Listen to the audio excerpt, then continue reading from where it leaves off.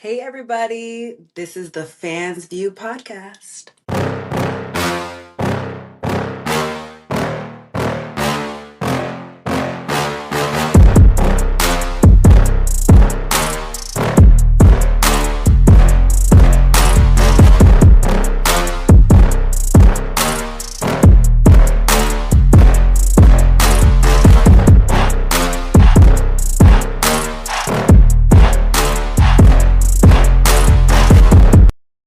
What's going on, everybody? Welcome back to another episode of the Fans View podcast. As you can see, I am so excited this week. Our guest today, she comes from the Garden State of New Jersey, where Yes, she I made her do. mark early as a standout multi-sport athlete. In 2017, she actually followed in her father's footsteps, becoming a second-generation wrestler when she debuted in October of that year.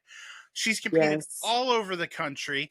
She's done work with TNA, with AEW, with Ring of Honor. Most notably, probably was her run in NXT / WWE. You know her as the quiet enforcer of Legado del Fantasma, La Yes. Madrina herself, Elektra Lopez. But for today, she's just Karissa. I'd like to Karissa. introduce today's guest, Miss Karissa Rivera. How are you doing? I am doing excellent today. How are you? Can't complain. I know that was such a long-winded intro, but I was like, I have to Hey, touch look, everything. I'm eating it up. When you're as much of a badass as you are, you give a proper introduction. Um, Exactly. and of course, from everybody here at the Fans View, we want to wish you a happy belated birthday. Thank you. Thank you. Um, let's just jump right into it, Chris. Let's start at the beginning. How did this crazy wrestling journey start? Like, when did you get bit by that bug? Okay, so as some people, not everybody know that I am second generation. My father wrestled so funny enough, I was doing a like audition for a reality TV show that was supposed to be aired along the lines of like Tough Enough. This was after Tough Enough had already aired. It was supposed to be all women.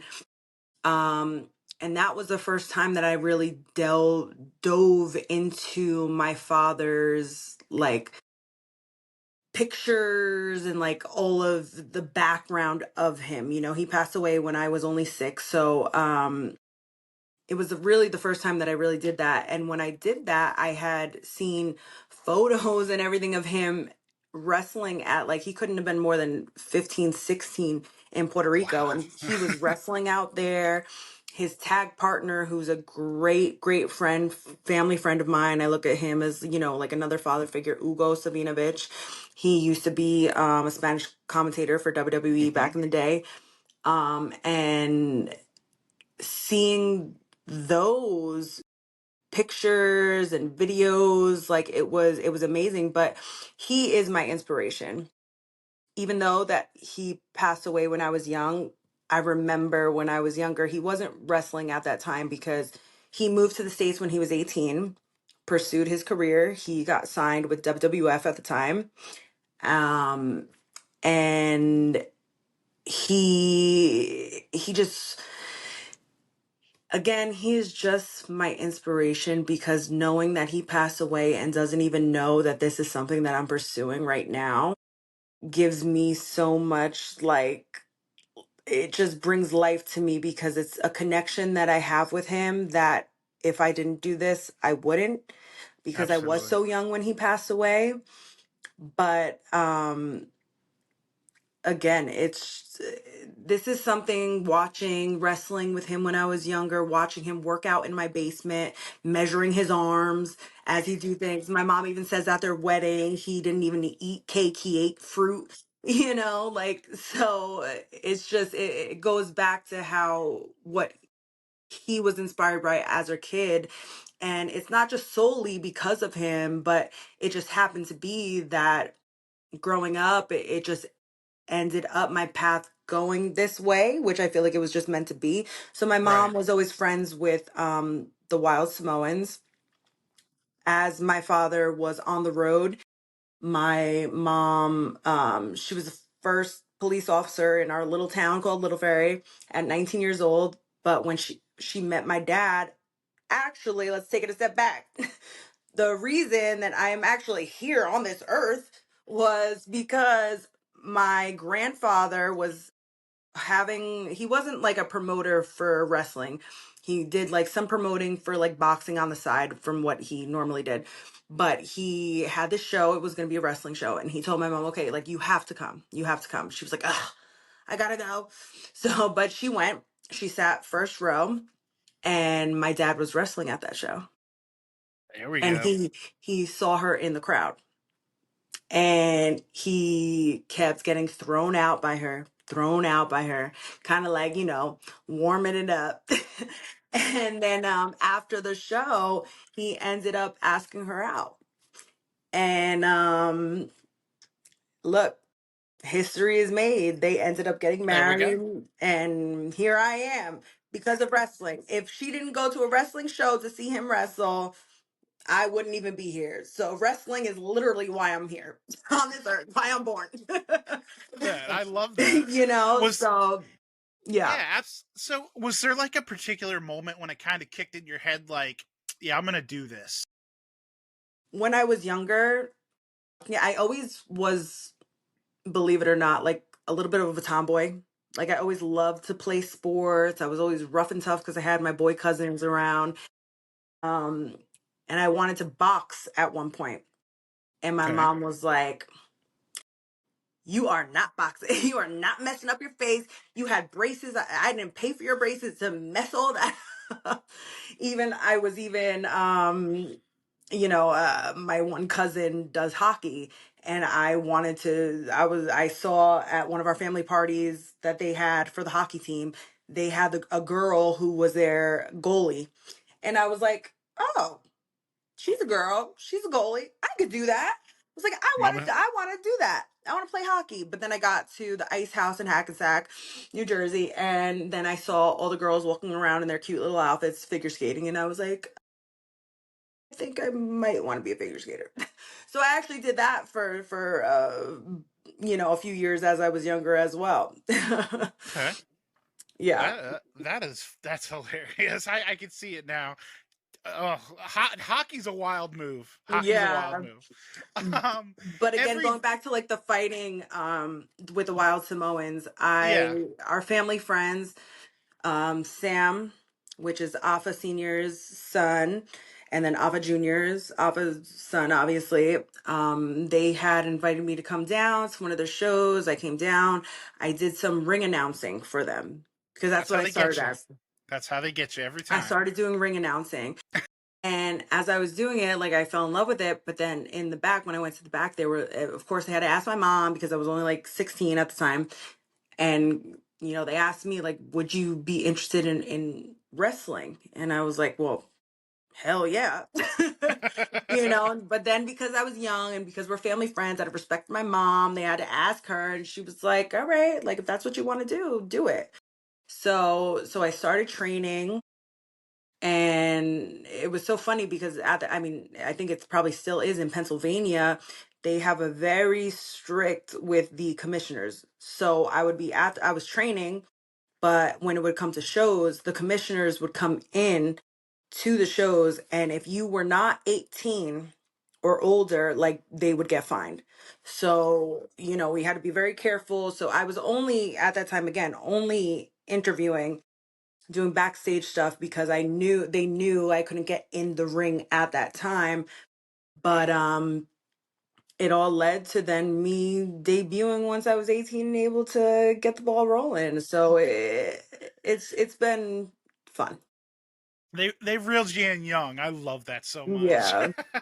um, Obviously, every journey comes with the bumps in the road. What were some of the early challenges that you faced? Some of the early challenges that I faced, I would have to say, well, one, obviously what I had just mentioned, but my mom wanted me really to graduate from Right. college before I really dove into the business. She wanted me to have my degree, which I fully agreed with her on.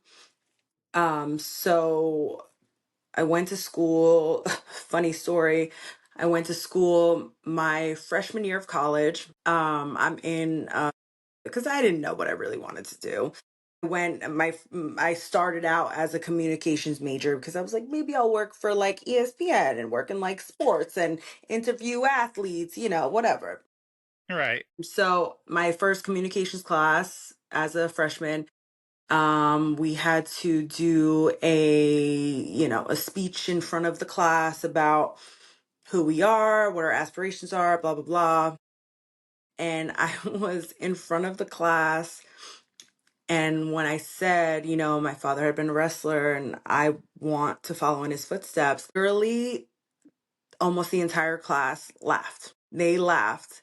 And I was at that point, I'm young and everything. So I was like taken back by it and I didn't expect that response. So I literally would like kind of choked up a little and I was like, what the, not gonna curse, but like, what the, like, are you Yeah. serious? So, that was an obstacle. But then, just I had it wasn't easy. I didn't have just one tryout. Yeah. Nowadays it's different. And there's nothing wrong with it. It was just when I was trying out, it was a different time. Yeah. They Absolutely. they were looking for different things in the company.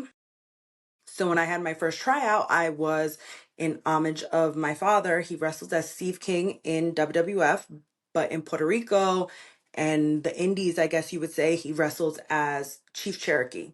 Hmm. So, in homage of him, I was the Cherokee Warrior. So, when I had my first tryout with WWE, um, I remember after, like, during the tryout, the person who was head of, like, hiring people and all of that, he came up to me and kind of asked, like, okay, well, is this something that you're stuck on, or would you be willing to kind of veer outside of that to do something else? Because if you're not like a registered native, like it would Right. cause some controversy, which I do have to say, since I've been hired, they have hired people that their gimmicks are Native American. So I'm just saying, you know That but Jersey again, speaking out. I yeah, love but it. again, that's where time and everything changes. So no, everything changes. So that happened. Then I had gotten called back. That was like in December. Again, I told you I'm bad with years and stuff. That was maybe December 2017, I would say. Sounds right. But then that May, I got brought back to do a private tryout, whatever, still nothing came of it. Then I did some extra work and I was actually like Bobby Lashley's first wife. And and as an extra, you never really you don't you, not never really you never get verbiage as an extra. But I Right. was given verbiage and I had to go out during his and Lana's wedding where Liv was coming out and I had to object during the wedding that I was his first wife. So that was pretty cool. And then after that, I had gotten called to do my second tryout, which was scheduled to be March 2020. The big Oh. old March 2020. Ay, ay, ay. And I got down there. I did, the first day of medical, all the introductory stuff. Hmm. Second day, we all go in. I even put my gear on, ready to do promos first. And then they sat us down and told us, because of everything that was going on, that we were all gonna be sent home. They were like, you could do promos, it's not really gonna matter, but just to waste time while we book all your flights home. Wow. Talk So about great at timing. that time I was just like, oh my goodness, like my mind is freaking blown because, I like I said, I did go to college. I got my degree in global business and right out of college, I started working in finance. So I was working in Manhattan at an asset management firm. I had my Series 6, 63, Series 7, so I was able to sell stocks and bonds to Okay. financial advisors.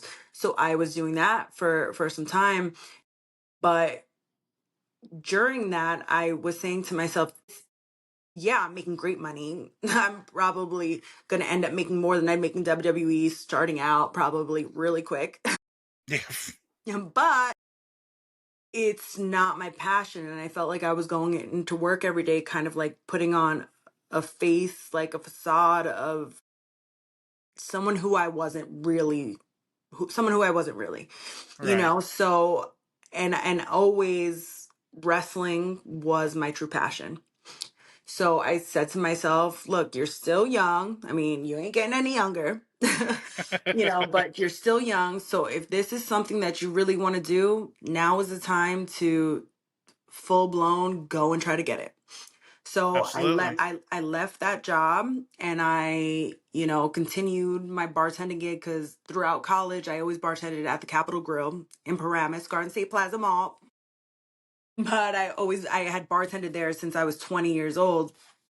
So all through college I was there, and my boss there, I can say, was honestly a blessing in disguise, or he just was a blessing because he understood what I wanted to do, and he understood when I needed to take time off or random bookings or this and or extra work that came up last minute. Like, he was very flexible with my schedule. Right. So I stayed working there, but I quit working in the city and I put all of my effort into training and trying to get this dream going. And you know what? It ended up working out. It ended up working Absolutely. out. And I'd again, say that's the understatement of the year. yeah. Hey, you. Yeah, watching this right now. I see you. If you're enjoying what you're watching, I've got one quick favor to ask, and it only takes a second, costs you nothing, and makes a huge difference. If you could go ahead and hit that like button, maybe drop a comment. If you haven't already, make sure you're subscribed. Doesn't seem like much, but for small creators, it's everything. So let's help more people find this channel and keep the content coming. And honestly, I'm pretty sure the podcast will be really grateful. So if you're having fun, you like what you see, make it official, click those buttons, and the Fans View podcast, we'll see you next time. And I'm not good with years, but that was the WrestleMania that they had in MetLife Stadium. And okay, so that WrestleMania was Sunday.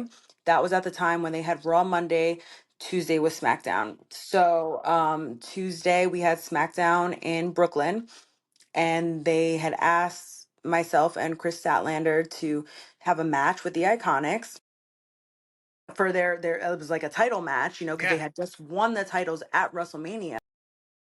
So we had that match, and I mean, it was incredible. It was incredible just to be a part of that.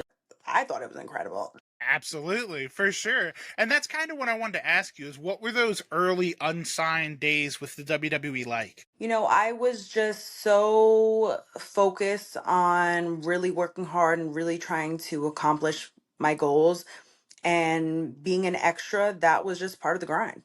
Yeah. You have to grind to get where you want to be. You have to be seen. You have to show you're busy working. And then, at that time too, on Tuesdays, if they had time after the meetings, they would have like tryout matches where you would have to go in front of the coaches and have matches. And then they would kind of like evaluate you that way. Like, I don't think they do that anymore.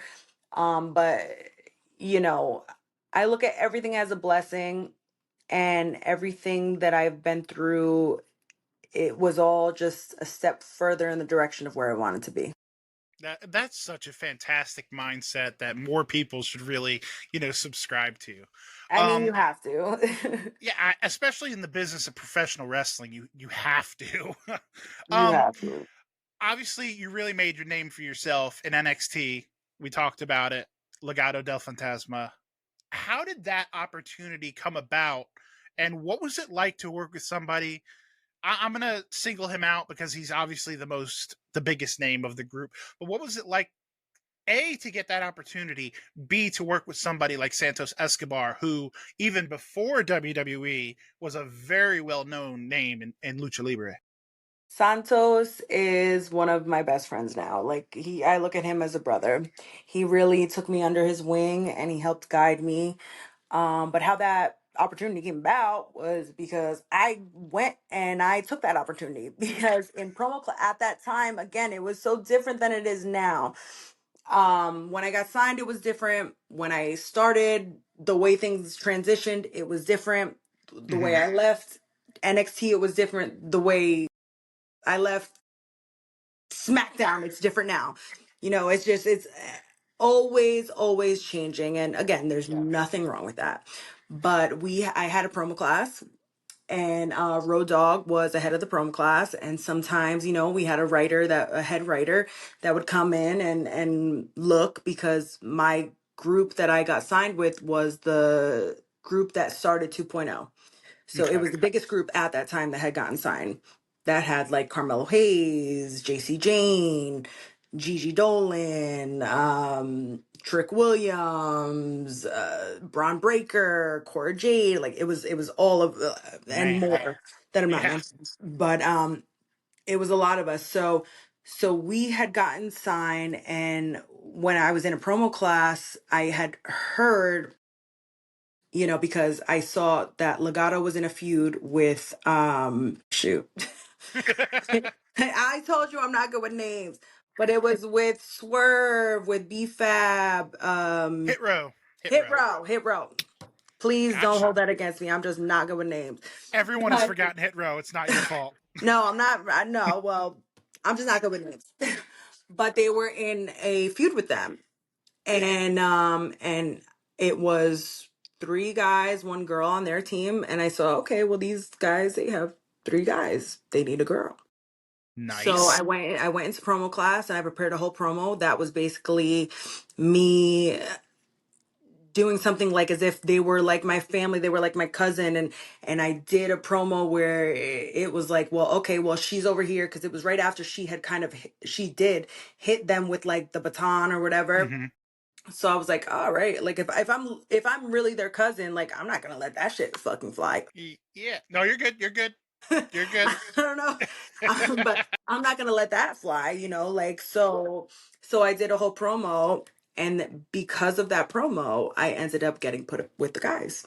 That is And my genius. first interaction with Santos, he was great. Like he was kind of giving me his vision, I was giving him my vision, and then we kind of worked off of it, and we were very close the entire time, and we just had great chemistry, and I was very lucky for the opportunity that I had with them. Yeah, that is, I love that story. That is amazing.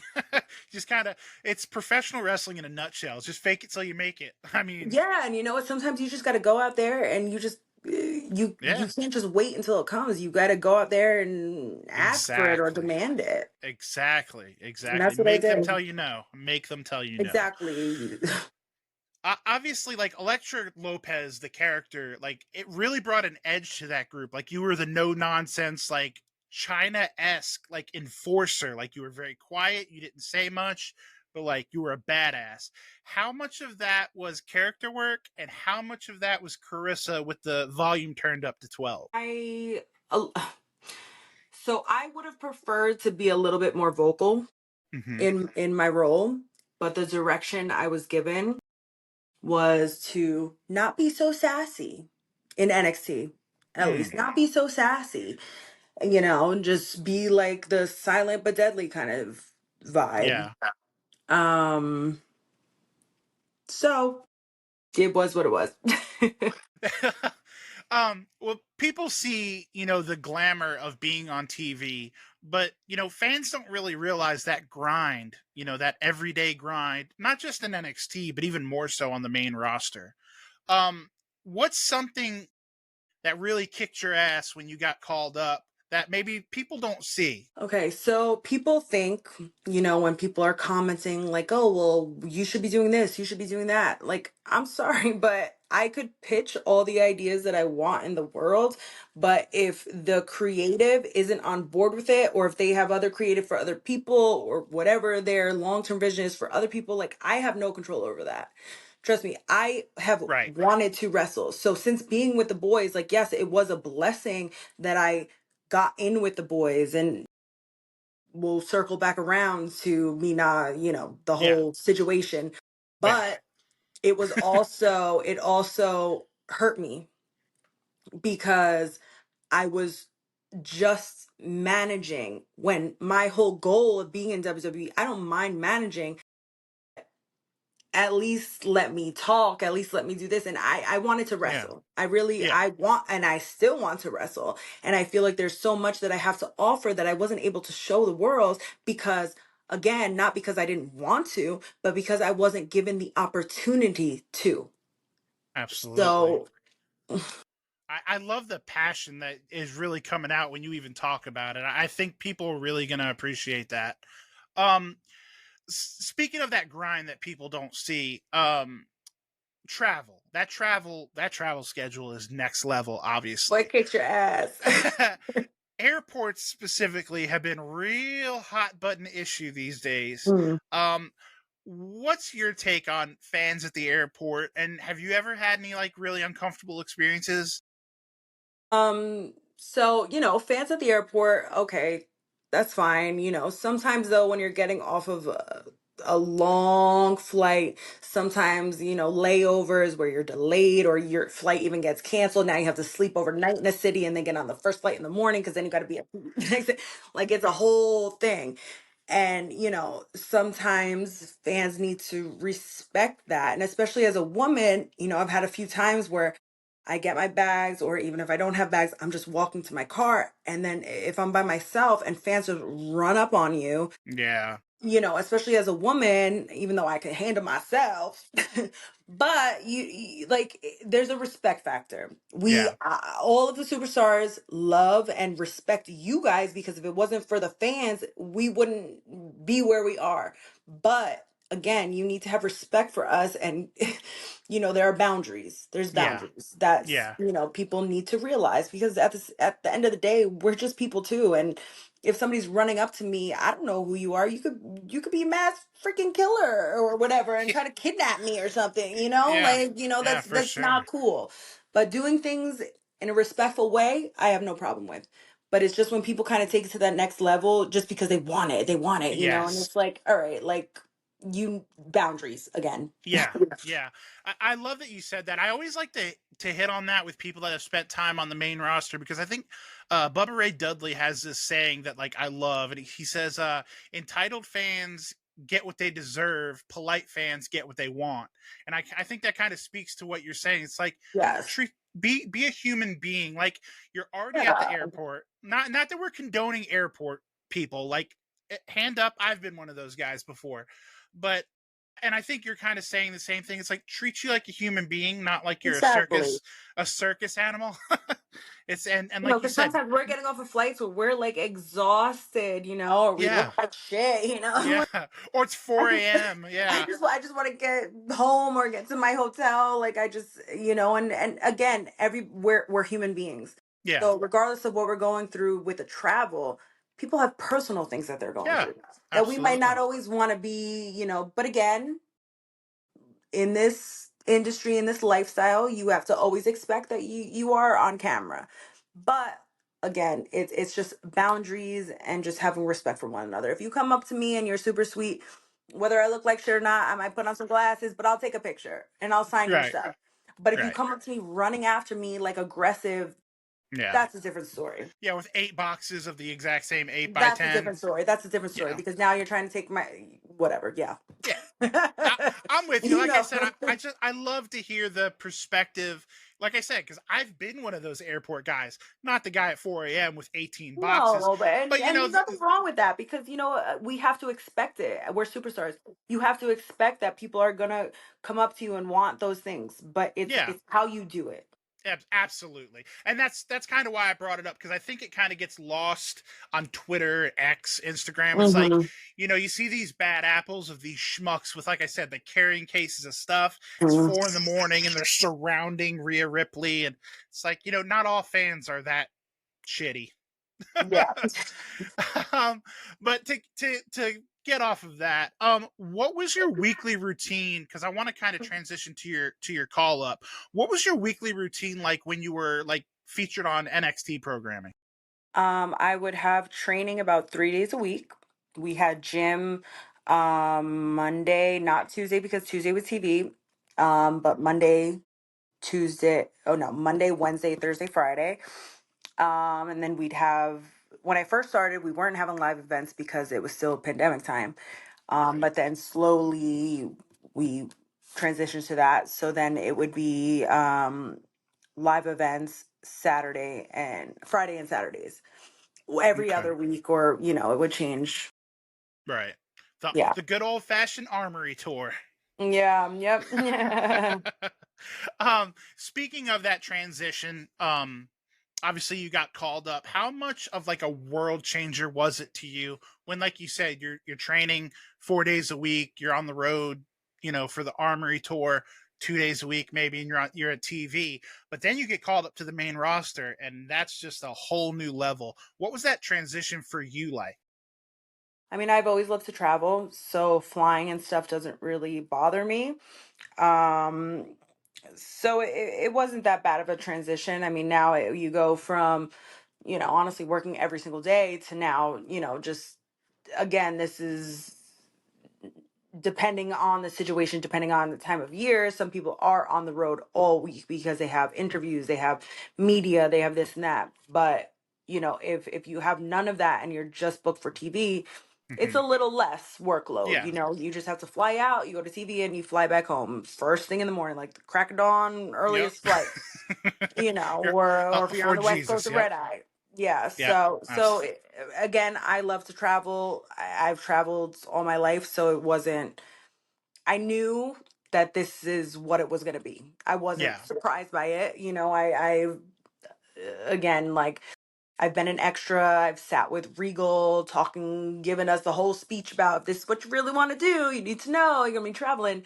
But I feel like after the pandemic too, like their schedule kind of loosened up a little bit. Like they're A not on the lot, road as much as they were. So for sure. I was cool with it. I love to travel, so I love to explore different cities and see different things. So hey, I For was sure. I fine. mean, that Different works out. countries, it works out for me. Shoot, might be So tired, but still. this is probably going to be, if I have to use my wrestling fan brain, this is going to be the most clickbaity part of this interview. This is what everybody's going to skip to. All right, let's hear it. Let's hear it. Bring it on. Speaking of the NXT to SmackDown transition, I want to talk about Legado del Fantasma being called up sans Elektra Lopez. Okay. First of all, what was your reaction when this went down? I mean, is that heartbreak? Is it sadness? Is it anger? Okay, let's first of all go back to how it all began. Let's do because this. because people don't realize what actually happened. We all were told we were called up together. Mm-hmm. We had our last vignette where we all drive away from NXT together. And again, I'm not talking bad about the company or anything. I'm just Absolutely. stating what happened. Yes. So there go 2 months by. We're waiting for them to tell us, okay, when they're ready for us to actually debut. Okay. Finally, we all, let me reinstate that. We all get a call on a Wednesday. You guys are debuting this Friday on SmackDown. This is your flight, your travel, everything. We got all of that, including me. So Thursday comes. I'm finishing up packing. I worked out, and I'm even like in the gym, like in my complex, like, working out, like thinking to myself, girl, this is what you have worked for your entire freaking life since I was 16 years old. And I don't even want to say how old I am now, but half of my life I have been working towards this, and now it's finally happening. I get back home. I'm about to, I had checked in and I had downloaded my boarding pass. My I was gosh. about to leave to go to the airport, and I get a missed call from someone. I'm not from someone. And Connecticut phone number? yeah. No. Somebody close. The boys are going up and you're not going with them. Gosh. I'm like, wait, are you sure? Because I have all my travel, I have my hotel, I have Right. all this book. Like, are you sure? And they're like, yeah, I just got word this morning, and this person was actually upset too. You could hear it in his voice. He was like, unfortunately, they put it on me to give you the call to tell you. So I it's something where everything you've worked for and you feel like it's coming, like you finally have accomplished it. And I even told all my family, like my mom and like my close family, I said, I'm not even telling extended family, I'm not telling friends anything, because I want to like make sure it's happening. So then finally that day that I was supposed to fly out, I'm like, all right, this is happening. So I started then telling some of my close family and friends. And then when I got that call, it was like everything that you think you have in the palm of your hand, it was just like Snatched away at the 11th gone, hour. gone. And I was just like, so I hung up the phone and I literally stood there for a good probably like 10 minutes, like in disbelief, like, wait, what? And then as any human, I broke down. I broke down because it was just like, you've had me thinking for almost 3 months that this is what was happening. If Right. you knew that this wasn't was what was going to happen, you probably knew that ahead of time. And Yeah. why call me? Why give me my flight information, everything, my Yeah. hotel, everything, and then tell me, oh, actually, you know what? You're not. And then, and that's what it was. Did you ever get any clarity, or do you have any theories about what changed? I don't. I don't. I mean, maybe they wanted somebody, which I have a very good relationship with Zelina. There's nothing, I mean, again, it's the business doing it. It's not her. Yeah. So, Yeah. I have a good relationship with her. I don't know if maybe they wanted, honestly, I don't know. I don't know, because I feel like they knew that that was what was going to happen. And then Yeah. there was like a mistake, which again, not trying to talk bad about the company, but for $1 million, billion-dollar company, how is there a communication mistake like that? Yeah. You should Yeah. know that ahead of time, especially since I've been sitting here, even taken out of classes in NXT for 2 months because I Right. was Because going you're up. right. Because you're moving up. But whatever. I took it as, you know what? All right, this is what happened. All I'm going to do is train harder, work harder, and prove to them why I deserve to be up there. Yeah. And that's what I did. Absolutely. And that's what I did. I got to tell you, I really now knowing the whole story, I already had a lot of respect for the way you handled it, because you could get down in the mud and throw rocks and just be pissed, and you'd be well within your rights to do so. But the fact that you handle that with such class is just like tip of my cap to you, because that I couldn't imagine being put in a situation like that. And then, like I said, it got very weird from a fan perspective to see Phantasma up there without Elektra, and then they just add like I don't want to like minimize it, but they're like, oh no, we can just stick this Puerto Rican girl in there and it's fine, same. And it's like, no, Electra was part of that group. Just it always seemed Yeah. weird. Yeah, yeah, it was. And I honestly, I tried to watch that day that it was they were debuting. I tried to watch Yeah. it because I was like, I want to support them. And then as soon as it came on, I was just a mess. And I was like, you know what? Nope. I'm just gonna nope, I'm just gonna sit this one out. To be fair, you may have dodged a bullet. Obviously, because I'm a huge fan of Santos and of yours and of Phantasma as a whole, but their bringing up to the main roster, I would say probably didn't pan out very well, especially in the beginning, because then they Mm. got into the LWO and it got really weird there for a while. But what was it like when you finally did get that call to join them on the main roster? Well, when I finally did get the call, and I was super freaking excited. I mean, what do you mean? Were you terrified until you got on the plane? that So the I said, no, until I got on the plane, I said, until the music hits and I'm walking out, I'm not believing anything, because I know how this is. Because I also said to myself when they had did that to me the first time, I said, what if I didn't answer the call? Yeah. My flight, I was still booked. Because then the worst part is, they didn't even cancel the whole thing out. So when my return flight home, I got a notification like it's ready to check into your flight. My So God. I'm like, even more like, are you kidding me? You couldn't even at least just cancel the fucking flight so I'm not getting the notifications? Like, really? Oh. Just twist the knife a little bit put the deeper. knife in, twist it, and really dig it in. My But when goodness. I got the call, it was a show in Miami. My mom had actually been coming down to visit me during that week anyway from New Jersey. So, she drove down with me, and I said, until I am walking out there and on there, I'm not believing nothing, because anything is possible. So until that happens, that's it. Love Um, that.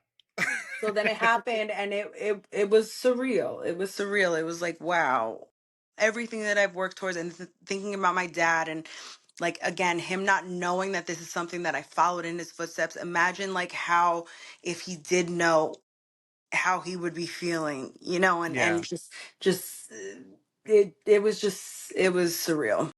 that's amazing. Obviously, you had a nice run on the main roster. You didn't Well, get to you didn't get to wrestle. well, I that enjoyed yeah. it. I enjoyed Elektra Lopez being on my screen. I know I'm not in the minority. Thank you. So at least we had you on our television screens. It didn't work out in the end. Can you kind of take me through that release day when you got the phone call? How that affected you? Um, well, again, I was super surprised because I was just on TV that Friday. Yeah, and People that were, was kind of the follow up. Was it out of nowhere? it was out of nowhere because I was at TV Friday. We had just had gotten signed a new writer. So I was like super excited to start pitching ideas. I had been pitching ideas for months. I had been saying I want to be on live events. I want to work with the girls. I want, because I want to wrestle. I want to wrestle. I don't want to just manage. I don't mind managing, but I want to be able to do both. Um, because of how, once I got brought up with the group, how it was in NXT, I was mostly managing them, and I wanted it to be different because I wanted to wrestle. I can wrestle, and this is what I got. Like when I tried out, as a wrestler, not as a Yeah. manager. I could do both. I have no problem doing that. But I also wanted to build a name for myself, not just be behind in the shadows of the boys. So, I was on TV that Friday. People were getting released while we were at work. And I thought, oh shit, okay, well, maybe I dodged this bullet this round. And I get home, and it was maybe about 2:30 in the afternoon, and I get a call, and they,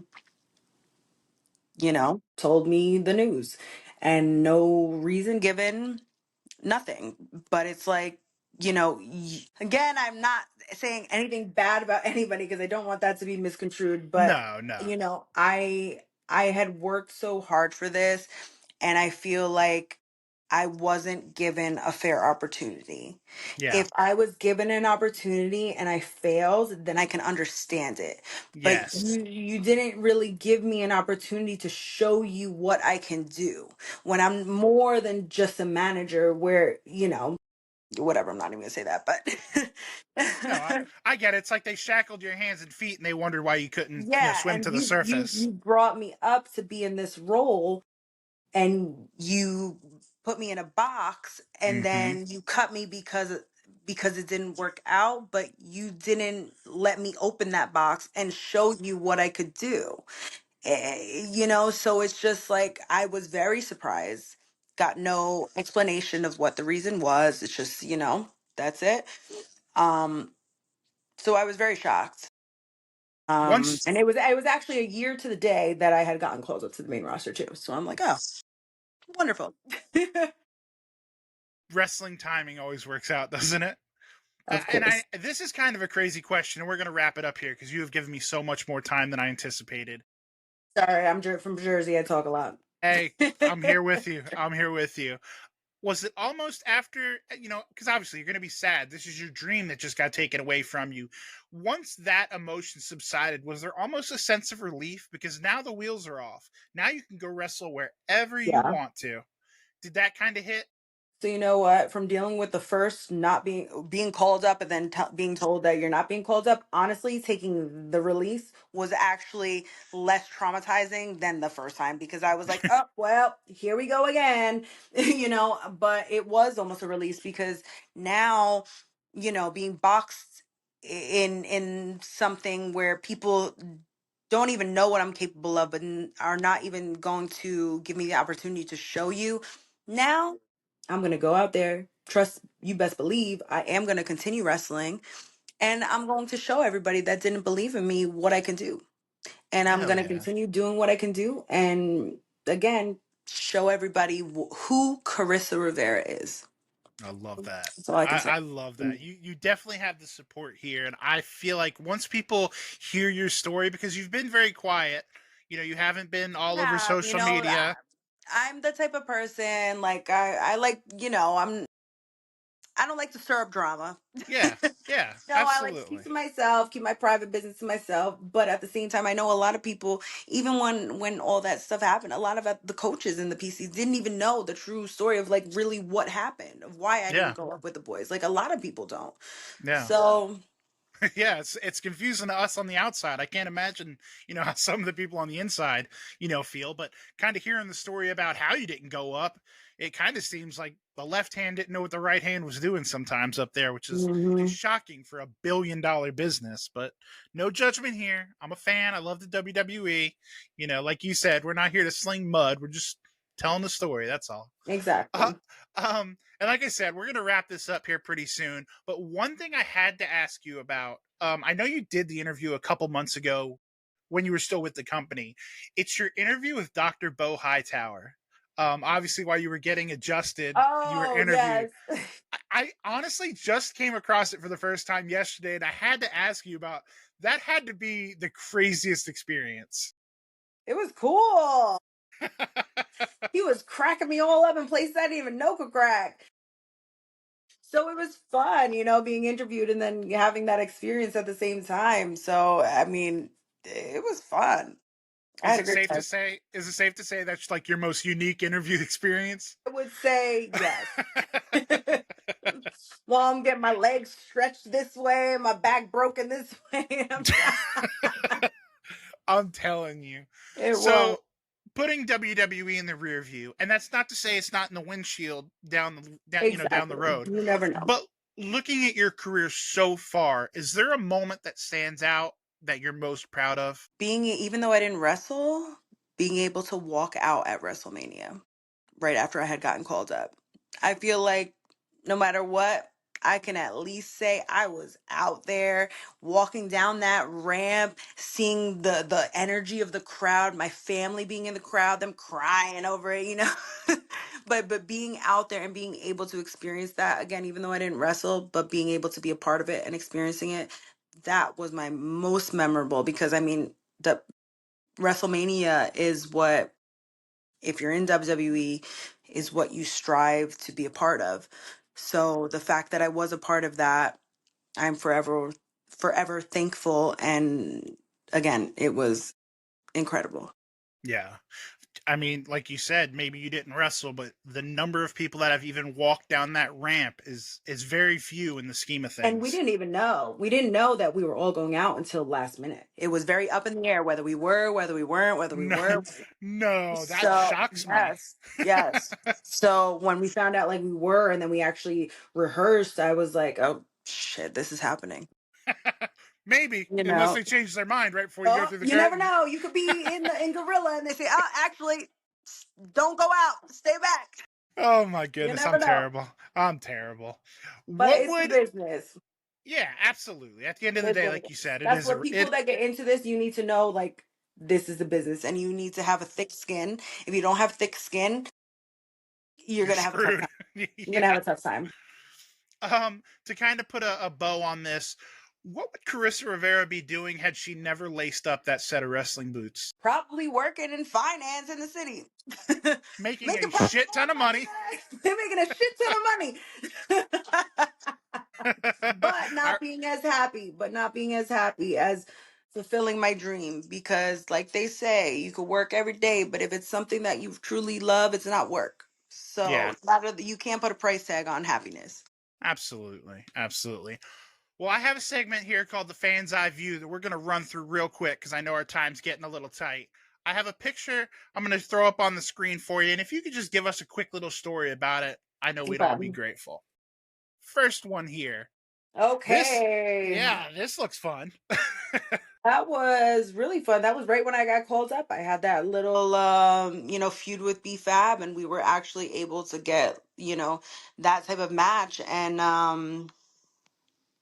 yeah, I was grateful that I was able to finally, I was but part of the group. I Yeah. got my name, I got everything, and we went out there and we did the best that we could.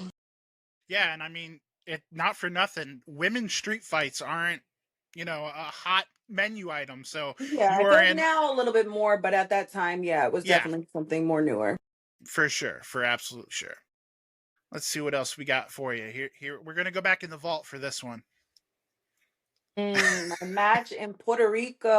Oh, how special that was to me, though, because again, my father is from there, and his best friend that he grew up with, his tag partner at a time, Ugo Savinovich, who was a Spanish commentator for WWE for some time. He works a lot with, you know, AAA. Lucha Libre Mm-hmm. Online is his thing, and he booked me on this, and that match was very special to me because my godfather is the invader number three, and he surprised me at that match in Puerto Rico, and he I guess you do like passing of the torch, if you will. He gave me his mask afterwards, even though I'm not gonna wear it. But he gave that to me, and it was very special because again, my father passed when I was so young, and since he was from the island, I don't really know many people that were like friends with him since he was young. So I don't know that many stories of him. So to be able to reconnect and learn a little bit about more about like my history and, my legacy was, there's no words can describe it. Absolutely. And last but not least, I know you talked a little bit about this gimmick, if you will, but this young lady right Cherokee here. Warrior, the Cherokee Warrior. Yes. Like I said, it was an homage of my father who wrestled as Chief Cherokee. So I decided, you know what, let's pay homage to him and wear the headdress, do the whole thing. I mean, my gear was inspired by I love the whole like the carnival vibe of like the Caribbean. So that's kind of where you see like the stones and like the feathers and stuff on my gear. And then I Right. had the headdress to kind of go with it. But again, it was in homage of my father. I love that so much. Do you think that's something we might see in the future? Maybe not to that extent, but something maybe intertwined into your gear going forward? I don't see why not. I was about to say loose lips sink ships, so we'll leave it there. Last but not least, we wrap the show up with two signature questions every time. But you get a bonus question.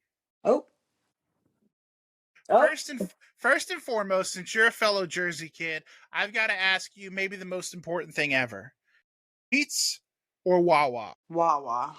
That a girl. There was only one right answer, and There's it no was sheets never up there. Sheets. Never Exactly. sheets. But there is oddly Wawa in Florida, but it just doesn't hit the same. Yeah, no. Wawa They all don't, there. There. I love that. You were already my favorite, but you're more so now. Um, Secondly, obviously this is the Fans View podcast. When you're not kicking ass, when you're not Elektra Lopez, when you're just hanging out in your Karissa. I know you spent some time in Hawaii here recently. What Mhm. are you a fan of? I mean, I love to travel. That really is my thing, and I love to travel, not just to like Caribbean places, like people that don't really know me as well. Um, when I was in college, I did like an internship abroad at in Shanghai, China when I was 18. I've been to Japan, I've been to India, I've been to Dubai, I've been to a lot of places where I love to travel and just experience different cultures and places that people normally would be like, oh my God, why would you go there? Well, why would I go there? Because you learn so much from how these people live. It might not be ideal to you, but you still learn something from it. Yeah. So, Okay. So travel. WWE didn't beat that out of you. not yet. I was excited to go to Saudi Arabia. I was excited and I had no problem over there. I was like, give me more. I love that. Finally, last but not least, fans view. I love to like get to know the person behind the character, and as we've discussed, Elektra Lopez might not be dead, but for right now, she's hibernating. Now we Mhm. have Karissa. What does the word success mean to Karissa Rivera? Success just means the things that I have aspired to do since I was a young girl, succeeding in them, and just, I have little goals in life that I want to hit, whether it be all of them, because some things are unrealistic. Come on. But just as long as I try my best and I try my hardest and I do as well as I can, that is success to me. As long as, again, you stay focused, you try your hardest, and you work your hardest, everything else is out of your control, but you can control that. So Yeah. that's success to me. I love that so much. Karissa, I can't thank you enough. I know we've went a lot longer than we anticipated. You have been very generous with your time throughout all of our technical difficulties of the day and everything Yeah. else. So I just want to say thank you so much. Of course. We spoke a little bit beforehand. You're having some technical issues as far as We social did have a media. little tech. Oh, yes, that part. So we're just gonna leave it at this. If you follow Karissa already, then you know where to follow her. If you don't, just stay tuned Stay and tuned. we'll let you know. We're sorting all through it. We'll point you in the right direction here. Just follow the fans view. Follow the There fans you view on go. There you go. Instagram, and we'll keep you updated on Karissa's status. Do you have any projects or anything coming up that you can talk about, or are we kind of? Nothing that I could talk about right now, but I do have a lot of exciting things coming up. So I just want to tell everybody to stay tuned because Karissa Rivera is not done. She is far from done, and you all are about to see who exactly Karissa Rivera is. So stay Love tuned. that. I love that so much. Karissa, again, thank you guys. Make sure you like, comment, subscribe, all the things that every podcaster tells you to do on YouTube. But most importantly, at the end of the day, don't forget, call your mom. If you haven't liked or subscribed, you're going to be joking me.